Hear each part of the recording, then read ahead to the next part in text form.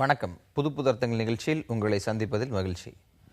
இன்று நம்ம நிகழ்ச்சியில் கலந்து கொள்வதற்காக வழக்கறிஞர் ராமமூர்த்தி அவர்களும் மார்க்சிஸ்ட் கம்யூனிஸ்ட் கட்சியைச் சேர்ந்த பாக்கியம் அவர்களும் வந்திருக்கிறார்கள். வணக்கம். இன்னைக்கு முதல் செய்தியாக காவிரியில் அணை கட்டுற விவகாரம் தொடர்பாக ஒரு கூட்டம் கர்நாடகத்தில் நடைபெற்றதாகும். அதில் மத்திய அமைச்சர் நிர்மலா சீதாராமன், பிரகாஷ் ஜவடேகர் ஆகியோர் கலந்துக்கிட்டாங்க. நிர்மலா சீதாராமன் கலந்துக்கிட்டது தமிழகத்திற்கு செய்த துரோகம் அப்படின்னு பாட்டாளி மக்கள் கட்சி நிறுவனர் ராமதாஸ் அறிக்கை விடுத்திருக்கார். பாராளுமன்றத்தில் தமிழில் பேசிய முதலமைச்சர் அப்படிங்கிற பெருமை ஒரு பக்கம், தான் தமிழ்நாட்டைச் சேர்ந்தவர் அப்படின்னு ஒவ்வொரு முறையும் அவர் சொல்லிக்கொள்வது ஒரு பக்கம். மறுபுறத்தில் கர்நாடகத்தில் நடக்கக்கூடிய ஒரு கூட்டத்தில் கர்நாடகத்திலும் தேர்ந்தெடுக்கப்பட்ட மாநிலங்கள் உறுப்பினர் அடிப்படையில் நான் போய் கலந்துக்கிறேன் அப்படின்னு சொல்கிற விளக்கம் மறுபக்கம். இது ரெண்டுக்கும் இடையில் நிர்மலா சீதாராமன் சொல்ல வருவது என்ன? இல்லை, அவர் டாக்டர் ஐயா சொல்கிறது வந்து என்னென்னா என்ன சொல்கிறதுன்னு எனக்கு தெரியல. ஏன்னா அரண்டவங்கன்னுக்கு இருண்டதெல்லாம் பேய்ங்கிற மாதிரி அவரே சொல்கிறாரு. வந்து அது பாக்குத்தோட்ட கூட்டுறவு அமைப்பாளர் அந்த அமைப்பு விவசாயிகளோட அந்த பேரில் நடத்தின ஒரு கூட்டம் அப்படின்றாரு. ஸோ பாக்குத்தோட்ட விவசாயிகள் வந்து ஒரு கூட்டம் நடத்தி பார்க்கும்போது வந்து என்னென்னா அதற்கு வந்து போக முடியாதுன்னு எப்படின்னு சொல்ல முடியும். ஒன்று. ரெண்டாவது விஷயம், மிக முக்கியமான விஷயம், காவிரியில் மேகதாதுவாகட்டும் வேறு எந்த இடமாகட்டும் அணை கட்டுவதாக இருந்தால் தமிழக அரசாங்கம் வந்து அதுக்கு ஆட்சேபனை இல்லை, நோ அப்ஜெக்ஷன் சர்டிஃபிகேட் கொடுத்தால் மட்டுமே கட்ட முடியும். இதுதான் வந்து சட்ட ரீதியான நிலைப்பாடு. இதற்கு முன்னாடி இங்கே கர்நாடகத்தில் கட்டிய ஹேமவதி, ஹேரங்கி, கபினி இதுக்கெல்லாம் வந்து என்னென்னா அப்போது முதலமைச்சராக இருந்த திரு கருணாநிதி வந்து அனுமதி அளித்தார். நீங்கள் அணைகளை கட்டிக்கொள்ளுங்கள், எங்களுக்கு ஆட்சேபனை இல்லை அப்படின்னு சொல்லிட்டு நோ அப்ஜெக்ஷன் கொடுத்ததுனால தான் அது பண்ண முடிஞ்சது. இங்கே வந்து தமிழக அரசாங்கம் நோ அப்ஜெக்ஷன் கொடுக்கல. ரெண்டாவது விஷயம் வந்து என்னென்னா அந்த அணை கட்டுவது தொடர்பாக யார் என்ன பேசினாங்கலாம் ஒன்றும் பேசலை. ஒரு கூட்டம் நடக்குது அப்படின்ன ஒரு சந்தேகத்தின் பேரிலான ஒரு விஷயம்தான். அதனால் இதற்கு அவ்வளோ முக்கியத்துவம் தர வேண்டியதில்லை அப்படிங்கிறது தான் என்னோட அபிப்பிராயம். இது சந்தேகத்தை தாண்டி ஒருவேளை அப்படி கூட்டம் நடந்திருந்தாலும் நிர்மலா சீதாராமன் பங்கேற்பதில் என்ன துரோகம் இருக்க போகிறது? அதாவது அணை கட்டுற விஷயத்தை பொறுத்த வரைக்கும் அதில் ஒரு சொன்ன மாதிரி இந்த மாதிரி அணை கட்டுவதற்கான முயற்சிகள் அந்த மாநில அரசு எடுத்திருக்கக்கூடிய முயற்சிகள் அதுக்குள்ளே இருக்குது. அந்த பின்னணியில் இந்த மாதிரி ஒரு கூட்டம் வந்து சந்தேகத்துக்குரிய பிரச்சனையாக இருக்குது. ஆனால் இது ஒரு தமிழகத்துக்கு செய்த துரோகம், ஏதாவது உள்ள ஒரு சதி நடந்து அந்த சதியின் அடிப்படையில் தகவல் கிடச்சிருந்து சொல்லியிருந்தால் பரவாயில்ல. அப்போ இது தமிழகத்துக்கு செய்திருக்கக்கூடிய ஒரு பெரிய அரசியல் துரோகம் அப்படின்றதுக்கான வெளிப்படையான விஷயங்கள் எதுவும் கிடையாது. ஆனால் ஒரு விஷயம் என்னன்னு சொன்னால், இந்த மாதிரி தமிழகத்தினுடைய நீராதாரத்தை பாதிக்கக்கூடிய முறையில் அந்த அணை கட்டுவதற்கான முயற்சிகள் என்பது கர்நாடக அரசால் அங்கே இருக்கக்கூடிய சட்டமன்றம் மந்திரிகளால் முயற்சிகள் மேற்கொள்ளப்பட்டு வருகிறது என்பது உண்மை. ஆகவே அந்த விஷயங்களில் மத்திய அரசு இதுவரைக்கும் பகிரங்கமாக நாங்கள் அனுமதி கொடுக்கவில்லை முதல்ல ஒரு தடவை சொல்லியிருக்காங்க. ஆனால் அந்த பேச்சுவார்த்தைகள் மற்ற விஷயம்லாம் கலந்து கொண்டிருக்கிற பொழுது ஒரு சந்தேகத்தை உருவாக்குறது என்பது ஒரு விஷயம். ஆகவே இங்கே தமிழ்நாட்டில் இப்போ ராமதாஸ் போன்றவர்கள் அவர் சொல்லியிருக்கக்கூடிய விஷயங்கள் எல்லாம் என்பது தமிழ்நாட்டினுடைய நீராதாரம் அல்லது வாழ்வாதாரத்தை பாதுகாக்க வேண்டும் என்ற விஷயத்தோடு சொல்லியிருக்கார். இதில் இன்னொரு விஷயத்தை சேர்த்து சொல்ல வேண்டியன்னு சொன்னால், மத்திய அரசு தொடர்ச்சியாக இந்த மாதிரி ஒரு மாநிலங்களுக்கு இடையிலான நதிநீர் பிரச்சனைகள் இந்தியா முழுவதும் இருக்கிறது. அவை இதை தீர்ப்பதற்கான பல்வேறு விதமான வழிமுறைகள் ஏற்கனவே ஆய்வு செய்யப்பட்டு வந்தாலும் அதை தீர்ப்பதற்கான முயற்சியில் மத்திய அரசு ஒரு இணக்கமான முறையில் முயற்சி எடுக்க வேண்டிய தேவை என்பது இருக்குது. அந்த இணக்கமான முயற்சிகள் எடுக்காத நிலையில் இந்த மாதிரி மாநிலங்களுக்கு இடையிலான மோதலாக அது உருவாவதற்கான வாய்ப்பு இருக்குது, உருவாகி கொண்டே இருக்கிறது. அதில் அரசியல் லாபம் தேடக்கூடிய அரசியல் லாபத்தை தேடுகிறார் என்பது ஒரு விஷயம். இந்த பிரச்சனையை முன்னிறுத்தி டெல்லி சென்ற விவசாயிகளை இதுவரை பிரதமர் சந்திக்கவில்லை. அவங்களோட கோரிக்கையை முன் வச்சு அவங்கள பார்க்கணும் அப்படின்னு சொல்கிற நிலையில் சந்திக்கல. அப்படி ஒரு சூழலில் மத்திய அமைச்சர்கள் சிலர் போய் இப்படி ஒரு கூட்டத்தில் கலந்துக்கிறது அப்படிங்கிறது ஒரு சந்தேகத்தை ஏற்படுத்துவதற்கான வாய்ப்புகள் இல்லை அப்படின்னு எப்படி சொல்ல முடியும்? இல்லை, இந்த விவசாயி தமிழ்நாட்டிலேருந்து போன விவசாயிகளை திருப்பி பொன் ராதாகிருஷ்ணன் சந்தித்தார். அவரோட உண்ணாவிரத்தையும் அவர் தான் பழச்சாறு கொடுத்து முடிச்சு வைக்கிறார். நீங்கள் வந்து இப்போது கர்நாடகத்திலேருந்து போனவங்களை மட்டும் பிரதமர் பார்த்துக்கிட்டாரா? ஸோ அது வந்து என்னென்னா, நீங்கள் வந்து இந்த ஒரு விஷயம் வந்து என்னென்னா, தமிழ்நாட்டிலேருந்து ஒரு கோரிக்கைக்காக போகின்றார்கள் என்பது அரசாங்கம் அதை செவிமெடுக்கிறதா என்கிறதான் கேள்வி. அரசாங்கம் அதை செவிமெடுக்கிறது என்றால் நிச்சயமாக திரு பொன் ராதாகிருஷ்ணன் அவர்களை சந்தித்திருக்கின்றார். மத்திய அரசாங்கத்தின் சார்பாக ஒரு உறுதிமொழியும் அளித்திருக்கின்றார். இங்கு வந்து காவிரிக்கான அணை கட்டுவதற்காக மத்திய அரசாங்கம் அதை அனுமதிக்காது, நாங்கள் வந்து அதை அனுமதிக்க மாட்டோம் அப்படிங்கிற மாதிரி ஒரு விஷயம் சொல்கிறார். மத்தியில் அமைச்சராக இருக்கக்கூடிய ஒரு தலைவர் சொல்லும்போது நிச்சயமாக அது ஏற்பது தான் முறையாக இருக்கும் அப்படிங்கிறதா என்னுடைய கருத்து. இல்லை, பொன் ராதாகிருஷ்ணனை சந்திப்பது என்பது இங்கேயே கன்னியாகுமரியில் சந்திக்கலாம், இல்லை சென்னையில் சந்திக்கலாம். டெல்லி சென்றும் பொன் ராதாகிருஷ்ணனை மட்டுமே தான் விவசாயிகள் சந்திச்சு திரும்புகிறாங்க. இது போதுமானது நினைக்கிறேன். இல்லை, அதாவது கர்நாடகத்தில் இருப்பவர்களே பிரதமர் சந்திக்க வேண்டிய அவசியம் இல்லை. ஏன்னா அவங்க அணை கட்டுறதுக்கு எடுக்கிற முயற்சிகள் என்பது நடந்து கொண்டிருக்கிறது. ஆனால் பாதிக்கப்படக்கூடிய ஒரு மாநிலத்திலிருந்து போகக்கூடிய விவசாயிகளே, அது சம்பந்தப்பட்டவர்களே, அதனுடைய நாட்டினுடைய பிரதமர் சந்திப்பது, அது கீழே இருக்கக்கூடிய அந்த துறை சார்ந்த தலைவர்கள் அல்லது அடுத்த கட்டத்தில் விட சந்தித்து பேசுவது என்பது அதுதான் வந்து நியாயம் வழங்குவதாக இருக்கும். பொன் ராதாகிருஷ்ணன் சந்தித்து பிரச்சனையை தீர்த்தாரு அல்லது ஸ்வீட்டு கொடுத்தாரு அல்லது ஜூஸ் கொடுத்தாரு என்பதெல்லாம் இந்த பிரச்சனைக்கு சரியாக இருக்காது. சந்திக்கவில்லை என்பது ஒரு முக்கியமான விஷயம். சந்தித்து அவர்களுக்கு வாக்குறுதி கொடுப்பது என்பது மத்திய அரசினுடைய பிரதிநிதிகளால் அதனுடைய தலைமையால் செய்யப்பட வேண்டிய ஒரு விஷயம். அது நடக்கலை. இன்னொரு விஷயத்தையும் நம்ம சேர்த்து இந்த மாதிரி விஷயங்களை வாதிக்கிற பொழுது வெறும் அரசியல் நுணுக்கமான சில விஷயங்களோடு சேர்த்து தமிழ்நாட்டுக்கு தண்ணீர் தேவை என்பது இருக்கிறது. அது வந்து நீங்கள் வந்து ஆந்திர மாநிலத்தோடு, கேரள மாநிலத்தோடு, கர்நாடக மாநிலத்தோடு இது வந்து அந்த பங்கீடை பெறுவதற்கான நம்ம வந்து சட்ட ரீதியாக முயற்சி மேற்கொள்ள வேண்டும் என்பதில் மாற்று கருத்து இல்லை. ஆனால் தமிழ்நாட்டினுடைய நீராதாரத்தை பாதுகாப்பதற்கான முயற்சிகளும் இந்த காலகட்டத்தில் துரிதமாக எடுக்க வேண்டிய தேவையும் அதுக்குள்ள இருக்கின்ற விஷயத்தை நம்ம பார்க்கலாம். அது ஒரு முக்கியமான ஒரு விஷயம் மட்டும் நான் சொல்லிக்கொள்ள விரும்புகின்றேன். மற்ற மாநிலங்களில் தடுக்கிறது இருக்கட்டும், தமிழகத்தில் ஓடுகின்ற ஆறுகள் இருக்கிறாங்க, அதிலே நாம் வந்து நீரை சேமிப்பதற்காக நம்ம என்ன செய்திருக்கோம் கேட்டால் ஜீரோ தான். உதாரணத்திற்கு வந்து கொள்ளிடம் இருக்கின்றது. கொள்ளிடம் ஆறு கிட்டத்தட்ட ஒரு 110 கிலோமீட்டரில் 2 கிலோமீட்டர் அகலத்தில் போகின்றது. எத்தனை இடத்துல நாம் தடுப்பணைகள் கட்டி அதை நீரை சேமிப்பதற்கான வேலையை செய்திருக்கின்றோம். நான் உதாரணத்தை தான் சொல்கின்றோம். தடுப்பணைகள் மிக அதிக அளவில் கட்டப்பட வேண்டும்.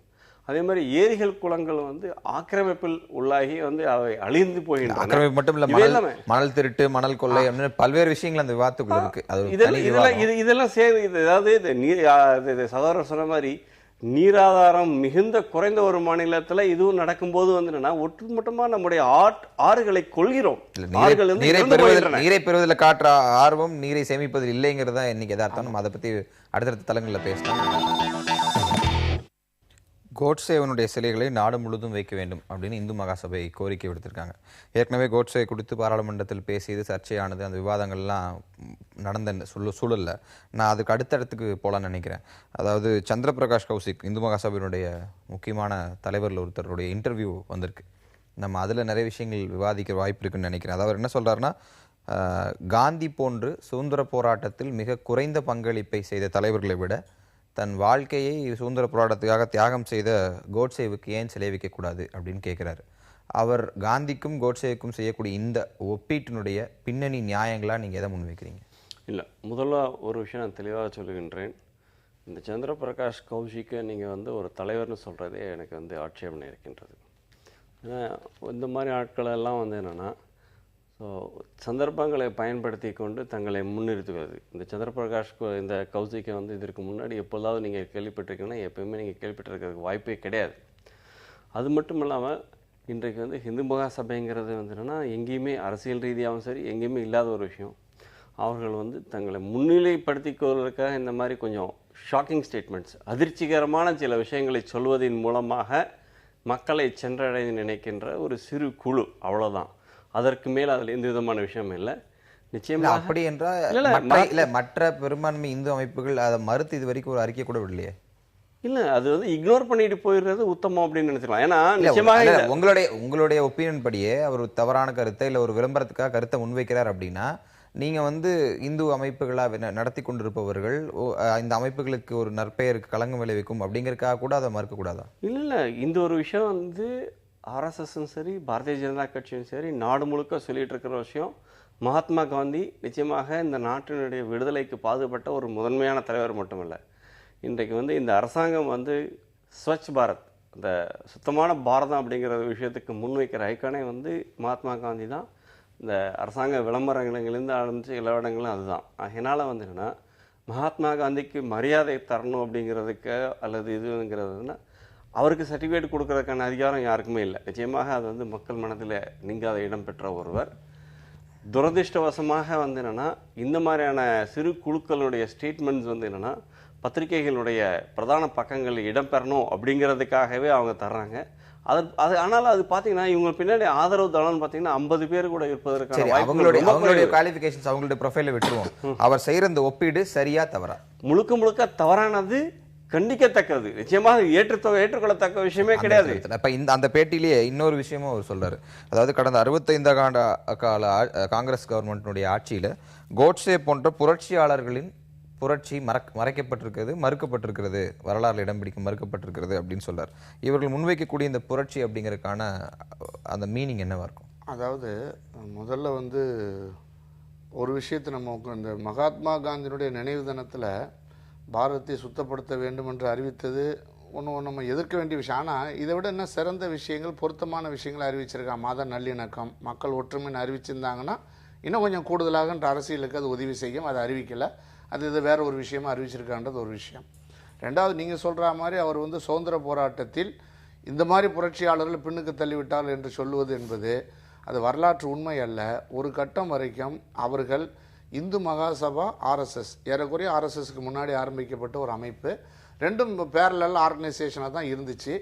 மக்கள் இவருடைய கருத்தை அந்த காலகட்டத்தில் ஏற்றுக்கொள்ளவில்லை. சுதந்திர போராட்டம் என்பது அனைத்து பகுதி மக்களும் சேர்ந்து போராடக்கூடிய, வெள்ளையருக்கு எதிராக போராடக்கூடிய ஒரு போராட்டம் என்ற முறையில் தான் அது எந்தெந்த வகையில் நடக்க வேண்டும் என்பது உட்பட நீங்கள் அன்றைக்கி முடிவு செய்யப்பட்டு நடந்தது. ஆனால் இந்த இந்து மகாசபாவை சேர்ந்தவர்கள் அவர்கள் சொல்லக்கூடிய புரட்சி என்பது அன்னைக்கு வந்து நீங்கள் வந்து பிரிட்டிஷார் எதிர்த்து கூட இல்லை. அவர்கள் ஒரு இந்து மதவாதத்தை முன்வைத்து, அது ஒன்று ஒரு சாதிய முறையிலான ஆதிக்கம் கொண்ட மதவாதத்தை முன்வைத்து பேசியவர்கள். ஆகவே தான் என்னுடைய எக்ஸ்டென்ஷன் என்னன்னா, மகாத்மா காந்தி சுட்டு கொல்லப்பட்ட பொழுது இந்து மகாசபாவை சேர்ந்தவர்கள் இனிப்பு வழங்கினார்கள்.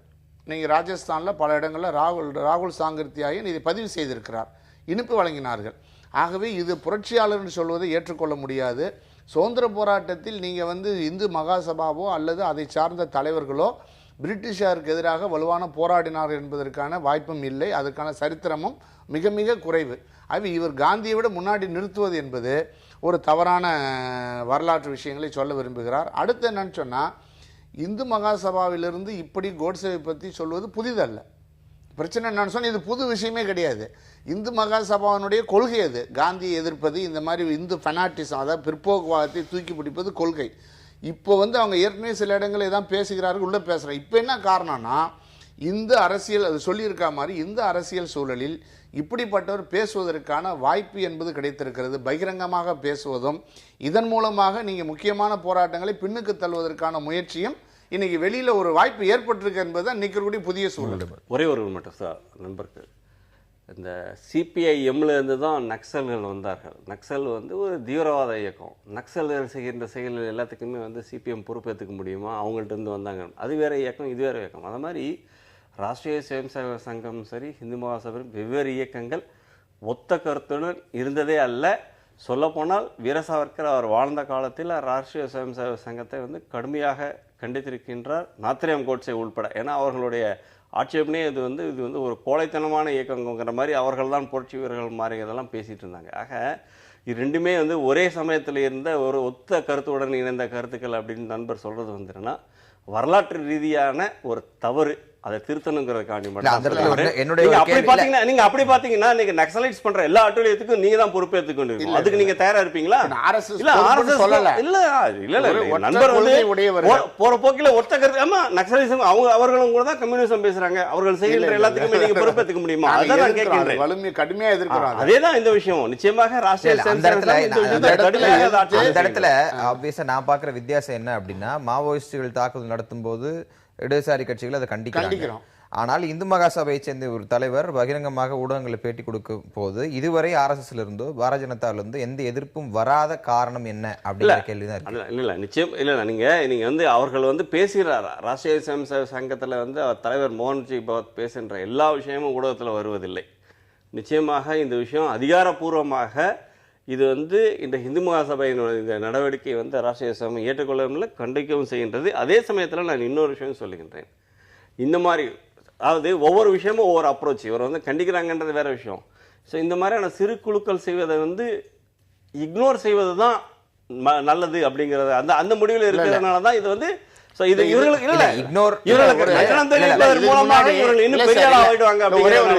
பாரதிய ஜனதா கட்சியினுடைய பாராளுமன்ற உறுப்பினர் சாக்ஷி மகாராஜா அவர் அழைத்து கண்டிக்கப்பட்டார். சொல்றேன், நீங்க லீக்கேஜ் அது எந்த அதிகாரப்பூர்வமான கண்டிப்பும் பாரதிய ஜனதா கட்சியில் இருந்தோ RSSல் இருந்தோம், இது வரைக்கும் வரவில்லை. இல்ல பத்திரிகை செய்தியா தராட்டாலும் கூட அவர் அழைத்து கண்டிக்கப்பட்டார். அவர் இதுக்கு மேல பேச மாட்டார்னு சொல்லி உங்களுடைய செய்தி. நீங்க இதுவரைக்கும் ஏதோ பார்லிமெண்ட்ல அவர் எம்பிக்களிடம் பேசினார் என்று ஒரு பத்திரிகையில செய்தி வந்து பிரதமர் அதை பத்தி பேசியிருக்காரு. பிரதமர் இந்த மாதிரி அவுட் ஆஃப் டைம்ல பேசக்கூடாதுங்கிற விஷயத்தை வந்து பாராளுமன்ற உறுப்பினர்களுடைய பத்தியில பேசுவாங்க. சமீபத்திய சர்ச்சைகள் எல்லாமே என்னன்னா சர்ச்சைக்குரிய கருத்துக்கள் ஆன் ரெக்கார்ட்லயும் சர்ச்சைக்குரிய கருத்துக்கள் கண்டனம் ஆஃப் த ரெக்கார்ட்லயும் இருக்கிறதா சமீபத்திய சர்ச்சைகளுக்கு அடிப்படை காரணம். இது எப்பவுமே அப்படிதான். ஒரு பத்திரிகையாளரா நான் அதை பார்வை பார்க்கிறேன். பட் அதை பத்தி நம்ம இப்போ விவாதிக்க நமக்கு நேரம் இல்லை. இடைவேளைக்கு பிறகு நம்ம பேசுவோம். இது உங்க விருப்ப செய்திக்கான பகுதி. உங்க விருப்ப செய்தி. ஸோ இன்றைக்கு டைம்ஸ் ஆஃப் இந்தியா பத்திரிகையில் வந்திருக்கின்றது. மயிலாப்பூரில் இருக்கிற ஆதிக சிவபெருமாள் கோயிலுடைய சொத்துக்கள் கிட்டத்தட்ட ஒரு 100 கோடி ரூபாய் சொத்துக்களை மீட்கிறதுக்காக இந்து அறநிலையத்துறை வந்து நீதிமன்றத்தை அணுகியிருக்கிறது அப்படின்னு. சட்டத்தில் அந்த துறைக்கு அதிகாரம் இருக்கின்றது வேறு விஷயம். இந்த மாதிரி தமிழ்நாட்டில் வேறு எந்த மாநிலங்களும் இல்லாத அளவுக்கு கோயில்களுக்கு அதிக அளவில் சொத்து இருக்கின்ற இடம் ஒரு மாநிலம் தமிழ்நாடு. ஆனால் அந்த சொத்துக்களை வந்து இந்த துறை பராமரிக்குதான்னு கேட்டால் சுத்தமாகவே இல்லை. இதை விட இன்னும் மோசமான விஷயம், பழனி கோயிலுக்கு வந்து கிட்டத்தட்ட 1000 கோடி ரூபாய் சொத்து வந்து ஒரு பக்தர் எழுதி வச்சுட்டு இறந்து போயிட்டார். ஆனால் அந்த சொத்துக்கள் எங்கே இருக்கின்றது, அதை ட்ரேஸ் பண்ண முடியாத அளவுக்கு 1000 கோடி ரூபாய் எப்படி காணா போகும்னு எனக்கு தெரியல. அதை காணாக்க போன விஷயம் வந்து என்னென்னா சேரன்சியினுடைய ஒரு மிகச்சிறந்த என்ன சார் சேவையாக என்னன்னு தெரியல. இந்த மாதிரி ஒவ்வொரு கோயில் எடுத்தாலுமே இந்த துறையுடைய இது ரொம்ப அதிகமாக இருக்கின்றது. இதுக்கு ஒரே மாற்று வழி வந்து என்னென்னா அந்தந்த பகுதியில் உள்ள பக்தர்களை அதில் இருந்து இன்வால்வ் பண்ணணும். ஸோ ஒவ்வொரு பகுதியிலும் உள்ள நிஜமாக அந்த கோயிலுக்கு பக்தியோடு இருக்கின்ற பக்தர்கள் அதில் இன்வால்வ்மெண்ட் செய்யணுங்கிறது ஒரு விஷயம். இதே நான் பக்கத்து மாநிலமான கேரளாவில் பார்க்குறேன். இத்தனைக்கும் மார்க்சிஸ்டுகள் இருந்திருக்காங்க. ஆனாலும் கூட வந்து என்னென்னா நீங்கள் திருவாங்கூர் போர்டோ இல்லை கொச்சி தேவஸ்வம் போர்டோ சிறு சிறு தவறுகள் இருக்கலாம். இந்த மாதிரி வந்து மிக பிரம்மாண்டமான சொத்துக்களை வந்து காணாமல் போகிற விஷயங்கிறது அங்கே நடக்கிறதே கிடையாது. கோயிலுடைய பராமரிப்பும் இதை விட பெட்டராக இருக்கின்றது. ஆக ஒப்பீட்டு அளவில் பார்க்கும்போது அட்லீஸ்ட் அந்த மாதிரியாவது நம்முடைய மாநிலத்தில் அது வரணும் அப்படிங்கிறது தான் என்னுடைய ஆனால் அது மிக முக்கியமான விஷயம். அங்கே தேர்தல் அந்த தேவஸ்வம் போர்டுக்கு தேர்தல் நடக்கின்றது. அது வந்து பக்தர்கள் வந்து அந்த இதுக்கு வர்றாங்க. அந்த மாதிரி ஒரு ஜனநாயக ரீதியான அமைப்பாகவும் இது இல்லை. முழுக்க ஏதோ ஒரு அரசாங்கத்தோட டிபார்ட்மெண்ட்டோட இருக்கும்போது வந்துன்னா அதில் ஊழல் பெருகத்தான் செய்யும். உங்களுடைய விருப்ப செய்தி. என்னுடைய விருப்ப செய்தி, அதாவது இன்னைக்கு இந்த ராக்கெட் GSLV அனுப்பிச்சிருக்கக்கூடிய அந்த Mark 3 அது வந்து இந்தியாவினுடைய விண்வெளித்துறை இதில் ஒரு முக்கியமான சாதனை. ஏற்கனவே மங்கள்யான் என்பது ஒரு மிகப்பெரிய வெற்றி. இன்னொன்று இந்த ரெண்டாவது ஒரு முக்கியமான வெற்றியாக பார்க்குறோம். ராகேஷ் சர்மா விண்வெளிக்கு போன பிற்பாடு முதலாக இந்தியாவிலேருந்து ரஷ்ய விண்கலத்தில் போன பிற்பாடு இது வந்து நெருக்கி ஏறக்குறைய அடுத்து நம்ம விண்கலத்துக்கு நேரடியாக நம்மளுடைய சொந்த முயற்சியில் ஆள் அனுப்பலாம் என்ற அளவுக்கு இந்தியாவினுடைய விண்வெளித்துறை வளர்ந்துருக்கிறது ஒரு முக்கியமான விஷயம். ஆனாலும் ஒரு நமக்கு பின்னாடி ஆரம்பித்த சீனா கூட இன்றைக்கி நம்மளோட 10 வருஷம் அட்வான்ஸாக இருக்கிறாங்கன்னு சொல்லி அது துறை சார்ந்த நிபுணர்கள் சொல்லியிருக்காங்க. இந்திய அரசு இந்த விண்வெளித்துறை விஞ்ஞான விஷயங்களுக்கு கூடுதல் முக்கியத்துவம் கொடுத்து இது மாதிரியான விஷயங்கள் வளர்வதற்கு உதவி செய்ய வேண்டும். துரதிர்ஷ்டவசமாக சமீபத்தில் ஒரு 10 நாளைக்கு முன்னாடி இந்த அரசு கல்விக்காக விஞ்ஞான கல்வி உட்பட ஒதுக்கி இருந்த 11,000 கோடி ரூபாய் வித்ட்ரா பண்ணியிருக்கிறது என்பது இது மாதிரி விஞ்ஞான முன்னேற்றங்களுக்கு வளர்ச்சிக்கு தடையாக இருக்கும் என்பது தான் இன்றைக்கி அது ஒரு கவலைக்குரிய விஷயம். அது அதிகமாக ஒதுக்கீடு செய்ய வேண்டும். விஞ்ஞான வளர்ச்சி மேலும் முன்னேறுவது என்பது நாட்டு மக்களுக்கு நல்லதுன்ற முறையில் தான் நான் சொல்லுவேன். இந்த பகுதி விவாதத்திற்கு போதிய நேரம் இல்லை. அதனால் இடைவேளைக்கு வேறு தலை பற்றி பேசலாம். நாடாளுமன்றத்தில் விவாதங்களுக்கு பயந்து பிரதமர் நரேந்திர மோடி ஓடுகிறார் அப்படின்னு மார்க்சிஸ்ட் கம்யூனிஸ்ட் கட்சியினுடைய மாநிலங்கள் உறுப்பினர் சீதாராம் யெச்சூரி நேற்றைக்கு பேட்டி அளித்திருக்காரு. நேற்றைய விவாதத்தில் உணவு இடைவேளைக்கு பிறகு பிரதமர் கலந்து கொள்ளவில்லை அப்படின்னு எதிர்க்கட்சிகள் குற்றம் சுமத்தி அதனை தொடர்ந்து வந்திருக்கிற இந்த செய்தியாளர் சந்திப்பில் இவர் அதை பேசியிருக்கார். நம்ம இதை பற்றி விவாதிக்கலாம் அப்படின்னு நினைக்கிறேன். தொடர்ச்சியாக நேற்றைய சம்பவம் மட்டும் இல்லாமல் தொடர்ச்சியாக பல்வேறு முக்கியமான விஷயங்களில் பிரதமர் நரேந்திர மோடி மௌனம் சாதிக்கிறார் அப்படின்னு சொல்கிறதும், அதில் மீண்டும் ஒரு மன்மோகன் சிங் நாட்டுக்கு கிடைத்து விட்டார் அப்படிங்கிற அளவில் கட்டுரைகள் தொடர்ச்சியாக விமர்சன கட்டுரைகள் வந்துட்டு இருக்கு. அப்போ மீண்டும் ஒரு மன்மோகன் சிங்காக நரேந்திர மோடி இருக்காரா? இல்லை, இந்த சமீபத்தில் இந்த ஒரு கடந்த 3 நாட்களாக பாராளுமன்றத்தை வந்து திரிணாமுல் காங்கிரஸுடன் சேர்ந்து இடதுசாரிகளும் சேர்ந்து தான் புதிய கூட்டணி உருவாயிருக்குங்கிறத அவங்களும் ஒத்துக்கிறாங்க. 2016 வரைக்கும் அந்த கூட்டணி இருக்குன்னு நான் நினைக்கிறேன். ஆனால் நான் பார்க்கின்ற அளவில் ஒரு விஷயம் பார்க்கின்றேன். ஸோ விவாதத்தை வந்து ஆரம்பிங்க அப்படிங்கிறது வந்து என்னென்னா, அந்த சேரில் உட்காந்துட்டு இருக்க ஒரு குரியன் திரும்ப திரும்ப கேட்கின்றார். நீங்கள் வந்து இந்த நாட்டினுடைய மதச்சார்பின்மைக்கு எதிரான ஒரு தாக்குதல் அப்படிங்கிற தலைப்பு தான் விவாதத்தின் பொருள். அதன் மீதான விவாதத்தை ஆரம்பிங்க அப்படின்னு ஒரு திக்விஜய் சிங்கை கேட்கின்றார். ஆனால் வந்து விவாதத்தை துவக்குவதற்கோ விவாதம் நடத்துவதற்கோ எதிர்க்கட்சிகள் தயாராக இல்லை. ஏனென்றால் அவர் அந்த ஆசனத்தில் அமர்ந்திருக்கின்ற திரு குரியனே சொல்லுகின்றார், விவாதத்திற்கு இன்ன மந்திரி தான் பதில் சொல்லணும், இல்லை பிரதம மந்திரி தான் பதில் சொல்ல முடியும் அப்படிங்கிற கட்டாயம் எதுவுமே கிடையாது. ஏன்னா ரூல் புக்கில் கிடையாது, பிரசிடென்ட்டும் கிடையாது. இதற்கு முன்னாடி வந்து ஒவ்வொரு விவாதத்திற்கும் பிரதமர் தான் பதிலளிக்கணும் அப்படிங்கிற ஒரு விஷயம் கிடையாது. ஆனால் யார் பதில் சொல்லுவாங்க அப்படிங்கிறத அரசாங்கம் முடிவு பண்ணிக்கட்டும். ஆனால் அதற்கு முன்னாடி நீங்கள் வந்து ஒரு கோரிக்கை வைத்து விவாதத்திற்கான பொருளை நீங்கள் சொல்லிட்டு இருக்கீங்க, விவாதத்தை ஆரம்பிங்க அப்படின்னு சொல்கிறாங்க. ஆனால் விவாதத்தை ஆரம்பிக்க எதிர்க்கட்சிகள் மறுத்து வருகின்றார்கள் அப்படிங்கிற விஷயம் தான் நான் பார்க்கின்றேன். ஏனென்றால் இவர்கள் வந்து இந்த மதமாற்றம் பிரச்சனை அப்படிங்கிற விஷயம் சொல்றாங்க. இல்ல அந்த இதுக்கு அவரோட பதில கேட்டுட்டு நம்ம அதுக்குள்ள வரலாம். விவாதத்திற்கு நரேந்திர மோடி அழைக்கக்கூடிய எதிர்க்கட்சிகள் விவாதத்தையே தொடங்கவில்லை அப்படின்ற ஒரு குற்றச்சாட்டு தொடர்ச்சியாக அரசு தரப்பிலும் பாரதிய ஜனதா தரப்பிலும் வைக்கப்படுது. அப்படித்தான் எதிர்க்கட்சிகள் நடந்துக்கிட்டாங்களா? இல்லை, அதாவது இந்த விவாதத்தை முதலில் தொடங்க வேண்டும் என்று சொன்ன பொழுது மறுத்தார்கள், தொடங்க முடியாது என்று சொன்னார்கள். அடுத்தடுத்து நடந்த சம்பவங்களையொற்றி இதன் மீது ஒரு மந்திரி, பாராளுமன்ற உறுப்பினர்கள், அரசில் நேரடியாக பொறுப்பு வகிப்பவர்கள் இதை தொடர்ந்து பேசி கொண்டிருக்கிறார்கள் என்று வருகிற பொழுது இந்த விஷயத்தில் இதற்கு தலைமை தாங்கக்கூடிய பிரதமர் பதில் சொல்ல வேண்டும். பிரதமர் இது சம்பந்தமாக வெளியில் பேசி கொண்டிருக்கிறார், ட்விட்டரில் பேசி கொண்டிருக்கிறார். ஆகவே அவர் பாராளுமன்றத்தில் பேச வேண்டும். ஒரு மந்திரி சபைக்கு, ஒரு அரசுக்கு ஒரு மிக மிக முக்கியமான பிரச்சனையில் பொறுப்பேற்க வேண்டியவர் பிரதமர்.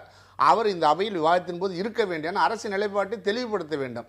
அவர் இல்லாமல் இருப்பது, வெளியில் அவர் எங்கும் போகலை பேசலைன்னா வேற விஷயம், உடல்நிலை சரியில்லை, ஆகவே தவிர்க்க முடியாத காரணத்தினால் வெளிநாட்டில் இருக்கிறார், பல நேரத்தில் இருக்காருன்னு வைங்க அப்படின்னு சொல்லிட்டு அது வேற விஷயம். ஆனால் வெளியில பேசி கொண்டிருக்கிறார், எல்லா விஷயத்தையும் பேசி கொண்டிருக்கிறார். அப்படி பேசுகிறவர் பாராளுமன்றத்தில் இருந்து இதற்கான பதிலை அவர் சொல்ல வேண்டும் என்பதுதான் எதிர்க்கட்சியினுடைய வாதம்.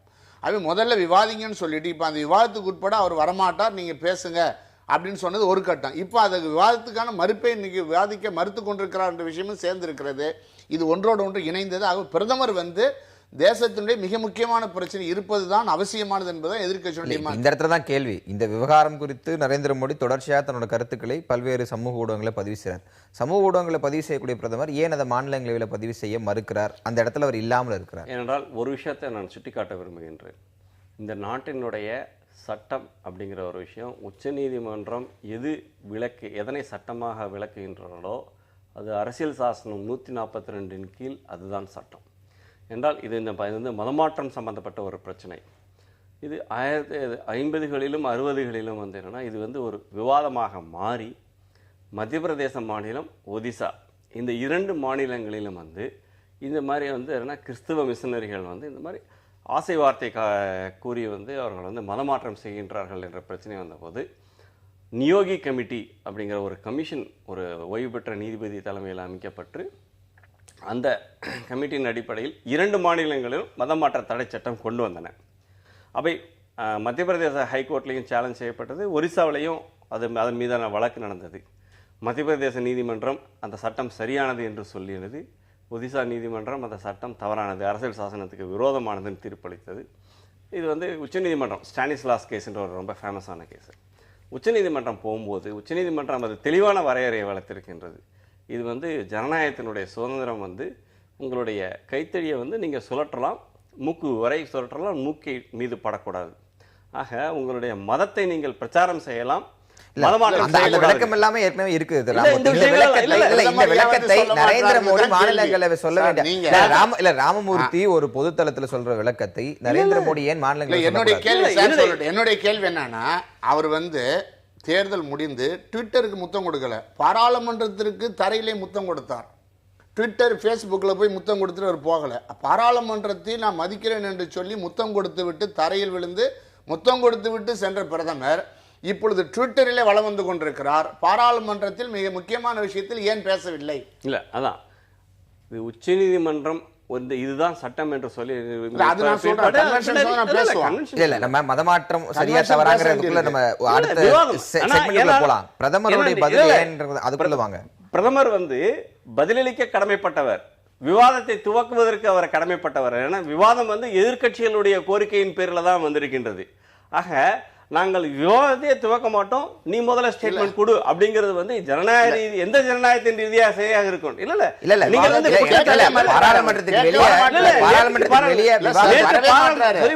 நேற்றைக்கு பாராளுமன்றத்தில் இருந்தாரு, நேற்றைக்கு பாராளுமன்றத்தில் இருந்தார். முன்னாடி இருக்கிற விவாதத்துக்கு அப்புறம் இல்லைங்கிற இல்ல.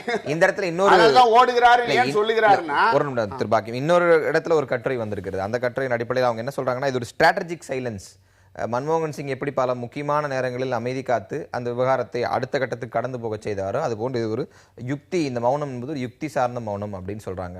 அப்படி எதுவும் யுக்தி நீங்க பாக்குறீங்க? இல்ல, அந்த மாதிரி ஒரு யுக்தியே கிடையாது. ஏனென்றால் விவாதம் என்று நடைபெற்றதுக்கு பின்னாடி தான் அதற்கு பதிலளிக்க வேண்டிய ஒரு கடமையோ கட்டாயமோ அங்க வரும். இங்க எதிர்க்கட்சிகள் விவாதத்தை துவங்குவதற்கே தயாராக இல்லை. ஏன்னா அவங்களுக்கு என்னன்னா அவருடைய நோக்கம் இல்ல, ஒரு மதமாற்றம் இல்ல. இந்த மதமாற்றத்தை விட்டுருங்க, மதமாற்றம் இல்ல, இந்த ஒரு விவகாரத்தை விட்டுருங்க. பொதுவான சொல்லுங்க, முன்பு நடந்த எத்தனை விவகாரங்கள்ல நரேந்திர மோடி பதில் சொல்லியிருக்காரு பார்லிமென்ட்ல. சாத்வி நிரஞ்சன் ஜோதி விஷயத்துல அவர்தான் நிரஞ்சன் ஜோதிக்காக மன்னிப்பு கேட்டிருக்கின்றார். அது மன்னிப்பு கேட்டிருக்கின்றார், நானும் அதை சொல்லுகின்றேன், ஏற்றுக்கொள்ளுங்கள்ங்கிற விஷயத்தை நரேந்திர மோடி தான் சொன்னார். நீங்க அது அவர் நரேந்திர மோடி பாராளுமன்றத்துக்கு மரியாதை கொடுக்காதவர் என்று சொல்ல முடியுமா? என்னுடைய குற்றச்சாட்டை இப்போது என்னன்னா, எதிர்க்கட்சிகளுக்கு என்னன்னா பாராளுமன்றத்தை இதுன்னு இல்ல, ஏதாவது ஒரு காரணம் சொல்லி முடக்க வேண்டும், அப்படி அதுதான் நோக்கமாக தெரிகின்றதை தவிர்த்து விவகாரம் எடுத்து இருக்கிறார்கள் அவ்வளவுதானே வெளியே என்னன்னா. ஏனென்றால் நீங்கள் நிச்சயமாக இந்த விவகாரம் குறித்து உங்களுக்கு முக்கியத்துவம் உங்களுக்கு தெரிந்திருந்தால் சீதாராம் யெச்சூரி உள்பட விவாதத்தை துவக்கிவிட்டு நீங்க பதில் சொல்ல நீங்க வாங்க அப்படின்னு சொன்னா அது வேற விஷயம். நாங்கள் விவாதத்தையே துவக்க மாட்டோம் என்பது நீங்க பாராளுமன்ற ஜனநாயகத்துக்கு எதிராக செயல்படுகிறீர்கள் என்பதுதான் என்னுடைய குற்றம். அதாவது ஒரு பிரதமர் இந்த மாதிரி ஒரு தேசத்தினுடைய முக்கியமான பிரச்சனை தொடர்ந்து நடந்து கொண்டே இருக்கிறது, தெளிவுபடுத்த வேண்டியவர் விவாதத்தை துவக்குவதற்கே வரவில்லை. நீங்க விவாதத்தை துவக்கி நடந்த பிற்பாடு கூட அவர் பதில் சொல்வார் என்பதற்கான எந்த உத்தரவாதமும் கொடுக்கப்படவில்லை. பாராளுமன்றத்தில் ஒரு பிரதமர் இது விவாதம் நடக்க வேண்டும், நான் இதை விட ஒரு முக்கியமான வேலை இருக்கு. கேள்வி என்னன்னு சொன்னா, இதை விட முக்கியமான வேலையில் மாட்டிக்கொண்டார், ஆகவே தவிர்க்க முடியாம வரவில்லை என்ற விஷயம் சொன்னா அது வேறு விஷயம். ஆனால் திட்டமிட்டு இவர் தவிர்க்கிறார். இது மாதிரி விஷயங்களில் அரசினுடைய நிலைப்பாட்டை சொல்லுவதற்கு நரேந்திர மோடி பயப்படுகிறார். அதான் அவங்க ஒரு கருத்தை சொல்றாங்கல்ல, இதுக்கு முன்னாடி பிரசிடென்ட்ஸ் கிடையாது, பிரதமர் தான் பதில் சொல்ல வேண்டிய கட்டாயம் கிடையாது அப்படின்னு சொல்றாங்க. அப்ப அந்த கட்டாயத்தை நீங்க வலியுறுத்த வேண்டிய அவசியம் இல்ல கட்டாயம். அதாவது இந்த மாதிரி விஷயங்கள்ல பிரதமர் பதில் சொல்வதற்கான நடைமுறை இருந்திருக்கிறது. முக்கியமான தேசம் தெளிவு ஒரு விஷயம்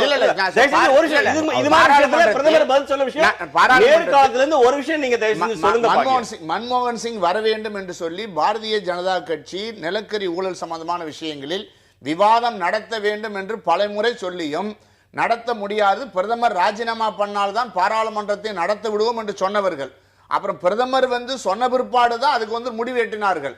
இன்னும் இது மாதிரி பல விஷயங்கள் இருக்கிறது. பிரதமர் இது மாதிரி தேசம் முக்கியமான விஷயத்தில் பதில் சொல்வதற்கு என்ன தயக்கம் இருக்கிறது? அதனாலதான் என்ன கேட்டா, ஏன் நீங்கள் ஓடுகிறார் என்று சொல்லுகிற பொழுது காலையில் இருந்து மதியம் இருக்கவில்லை, இது விவாதத்தை தொடங்குங்கள், நான் தயாராக இருக்கிறேன் என்று அவர் பல இடங்களில் அவர் வேற சில விஷயங்களை தொடர்ந்து பேசுகிற பொழுது இதற்கு ஏன் வர மறுக்கிறார்?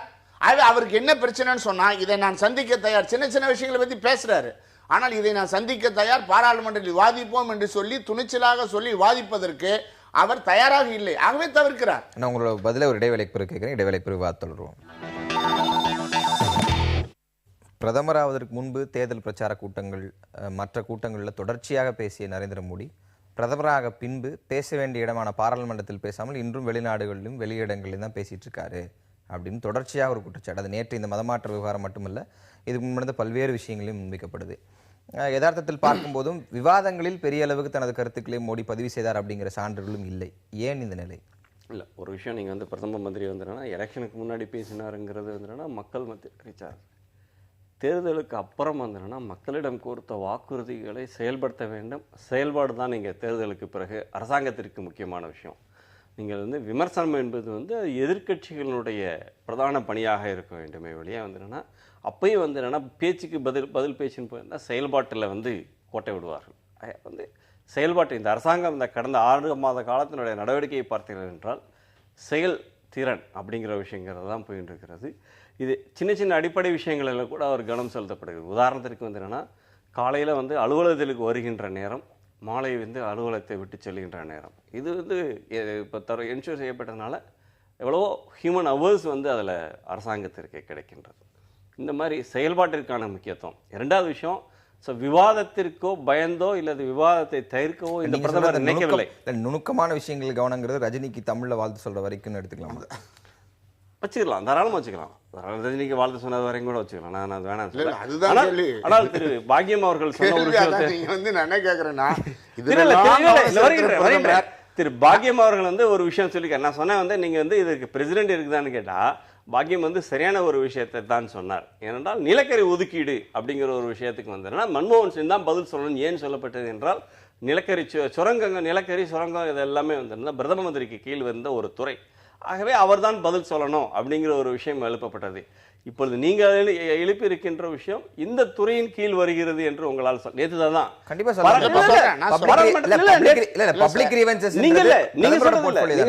நேற்றைக்கு பாராளுமன்றத்தில் வந்து சபாநாயகர் இருக்கையில் அமர்ந்திருந்த குரியன் கேட்கின்றார், இது எந்த துறையின் கீழ் வருகிறது என்று சீதாராம் யெச்சூரி கேட்டப்போ சீதாராம் யெச்சூரி பாக்கியம் அதுக்கு பதில் சொல்றாரு இல்லையா? சீதாராம் யெச்சூரி இதுல இல்ல, நான் சீதாராம் யெச்சூரி தரப்புக்கு நான் போல, நான் என்னுடைய பொதுவான நீங்க சொல்றதுக்கு எனக்கு யதார்த்தமா எழக்கூடிய கேள்வி, பப்ளிக் கிரீவன்சஸ்ன்றது பிரதமரோட போர்ட்ஃபோலியோ கீழே வர்றது.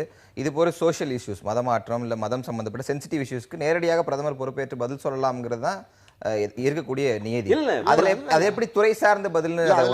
இந்த கேள்விக்கு அவர்களுக்கு இன்னொரு விஷயத்தை கிளியர் பண்ணி சேர்த்து சொல்லுங்க. அதாவது என்னன்னா, பிரதமர் வந்து இதுக்கு வந்து இந்த மாதிரி பொது விஷயங்களில் பதில் சொல்ல வேண்டும் என்பது கடமை இருக்கின்றது, அதை தவிர்க்கக்கூடாது என்பது ஒரு விஷயம். ரெண்டாவது, தொடர்ந்து நடந்து கொண்டிருக்கிறது. அதில் என்ன தெளிவுபடுத்தணும், நீங்கள் வந்து ஆக்ராவில் ஆரம்பித்து காசியாபூர் போய் அப்படியே நீங்கள் வந்து அவர் கொரக்பூர் சபைகளில் போய் அலிகாருக்கு போய் டெய்லி வந்துக்கிட்டே இருக்குது செய்தி. இது பெரிய தகவல்கள் இருக்குது. அது இதில் ஒன்று மாற்று இடங்கள், மாற்றுவதற்கான அனுமதி வாங்கப்பட்ட இடங்கள் உட்பட பேசிகிட்டு இருக்காங்க. அப்படிப்பட்ட நான் அந்த கன்வென்ஷனுக்குள்ளே போகலை. ஆனால் இந்த விஷயத்தில் பிரதமர் சில விஷயங்களுக்கு வெளியில் வருத்தம் தெரிவித்ததாக சொல்லுகிறார்கள், சில விஷயத்துக்கு வெளியில் வருத்தம் தெரிவிக்கிறார். எங்களுடைய கேள்வி என்னன்னா, இது வந்து பாராளுமன்றம் என்பது அரசியல் சட்ட பிரகாரம் நடக்கக்கூடிய விஷயம். இப்பொழுது நடந்து கொண்டிருக்கக்கூடிய பாராளுமன்ற உறுப்பினர்களோ அமைச்சர்களோ பேசுவது அரசியல் சட்டத்தை மீறிய செயல். அப்போ என்ன தேவை இருக்குன்னா, அது வந்து வருத்தம் தெரிவிக்கிற விஷயமோ அல்லது அவர்களை வருத்தம் தெரிவிக்கிற விஷயமோ அல்ல. அரசு இந்த விஷயங்களை ஏற்றுக்கொள்கிறதா இல்லையா, இதையெல்லாம் எங்கள் அரசு ஏற்றுக்கொள்ளவில்லையா, ஏற்றுக்கொள்கிறதா என்பதை தெளிவுபடுத்த வேண்டிய இடம் பார்லிமெண்ட். உங்களுடைய பதில். இப்போ திரும்பவும் இன்னும் மற்றொரு கேள்விக்கு அப்போ வந்து எதிர்க்கட்சிகள் இப்போ பதில் சொல்கிறேன். ஏனென்றால் இவர் வந்து இந்த மதமாற்றம் நடைபெற்ற இடங்களாக சொல்லுகின்றது வந்து ஆக்ரா, நடைபெற வரப்போக சொல்லுகின்ற இடம் அலிகார், கோரக்பூர், இந்த மாதிரி வந்து ஊபி. இது வந்து அடிப்படையில் வந்து சட்டம் ஒழுங்கு பிரச்சனை. உத்தரப்பிரதேச அரசாங்கம் என்ன செய்கின்றது? உத்தரப்பிரதேச அரசாங்கம் வந்து இது பற்றி எதுவுமே செய்யவில்லை. நாங்கள் வந்து இந்த இடத்துக்கு அனுமதி கொடுக்கல அப்படிங்கிறதோடு நிப்பாட்டிக்கிறாங்களே ஒழிய, ஏனென்றால் ஒரு குழுவோ இது வந்து இந்த மாதிரி மதமாற்றத்தில் ஈடுபடுவதோ அல்லது மதத்தை மாற்றுவதோ தவறு என்றால் அது வந்து அனைத்து மதத்தினருக்கும் பொதுவாக வைக்க வேண்டும் என்றுதான் நாங்கள் சொல்லுகிறோம். 2012 வரைக்கும் 1 லட்சம் கோடி ரூபாய் மதமாற்ற பணிகளுக்காகவே அந்நிய பணம் இந்தியாவுக்குள்ள வந்திருக்கின்றது. ஃபாரின் கான்ட்ரிபியூஷன் ரெகுலேஷன் ஆக்ட்ல கீழ வந்திருக்கு. விஹெச்பிக்கு கோடிக்கணக்கான ரூபாய் வந்திருக்கிறது. 1 லட்சம் கோடி ரூபாய் தேர்தலுக்கே வந்திருக்கிறது. சார், என்னோட கேள்வி என்ன சுருக்கமா இல்லைங்க, நீங்க அதுக்கு போறதுனால அதுக்கும் போறதுக்கு நான் தயாரா இருக்கின்றேன். விஹெச்பிக்கு வருது என்றால் அவர்கள் வந்து பள்ளிகள் நடத்துகின்றார்கள், ஓராசிரியர் பள்ளிகள் உட்பட அரசாங்கம் பள்ளி ஆரம்பிக்காத இடத்துல எல்லாமே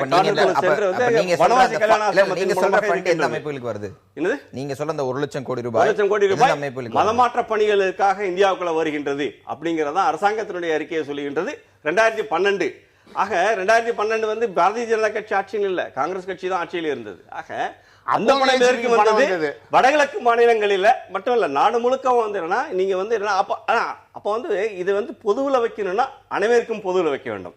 நீங்க இந்த ஆசை வார்த்தை காட்டியோ இல்ல வேறு வார்த்தை மதம் மாற்றுவதோ தடை செய்ய வேண்டும் என்று நினைத்தால் கிறிஸ்தவர்கள், இஸ்லாமியர்கள் உள்ளிட்ட அனைவருக்குமே அதை பொதுவாக இல்ல அது நடந்துகிட்டே இருக்கிறது. நீங்க இந்த சட்டம் இருக்கிறது ரெண்டு மாநிலங்கள் தான். மத்திய பிரதேசத்துல இருக்கு, ஒடிசால இருக்கு. சட்டம் எல்லா மதங்களுக்கும் பொதுவாக இருக்கு. இந்து மதம் மதமாற்ற தடை சட்டம் மத்திய பிரதேசம் ஒடிசால மட்டும் தான் இன்றைக்கு தேதி வரைக்கும் இருக்குது. வேறு மாநிலங்கள்ல அங்கும் இந்த சட்டம் மீறப்பட்டு வருகின்றது. ரெண்டு விஷயம் தெளிவா இருக்கு. அதாவது ஒண்ணு வற்புறுத்தி மதமாற்றம் செய்வது தண்டனைக்குரியது. என்னன்னா தண்டனைக்குரிய சட்டத்துல தெளிவா இருக்கு.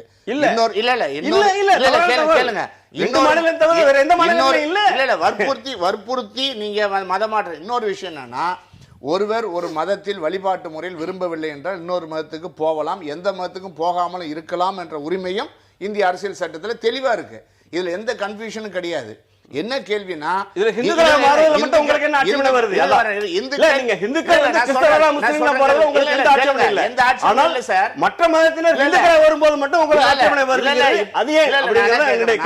முஸ்லிம் இந்துக்கள் முஸ்லிமாக மாறுவதோ அல்லது நீங்க கிறிஸ்தவர்கள் நீங்க மற்ற மதத்துக்கு மாறுவது என்பதோ அல்ல இந்துக்கள் மற்ற மதத்துக்கு மாறுவது என்பதோ பிரச்சனை அல்ல. பிரச்சனை என்னன்னா கட்டாயப்படுத்தி சேர்க்கிறார்களா இல்லையா என்பதுதான் கேள்வி. அடுத்து, கிறிஸ்தவர்களாக மாறியவர்கள் பல பேர் தங்களுடைய வேலைகளுக்காக இந்துக்களாக பதிவு செய்து கொள்கிறார்கள். ஏராளமான சான்றுகள் இருக்கிறது. இந்த மாற்றம் எந்த பிரச்சனையும் இல்லாமல் அவங்களுடைய விருப்பத்தையொட்டி தேவையொட்டி நடந்து கொண்டே இருக்கிறது.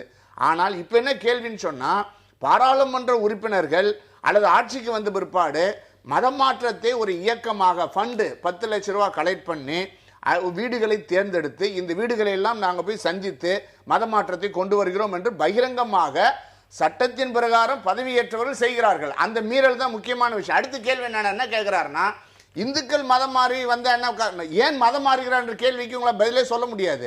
மதம் மாறுகிறார்கள் என்பதற்கான கேள்வி ஒருத்தர் கட்டாயப்படுத்தலாம் போக வைக்க முடியாது. நீங்க யுகோஸ்லோவேகியால நடந்திருக்கா?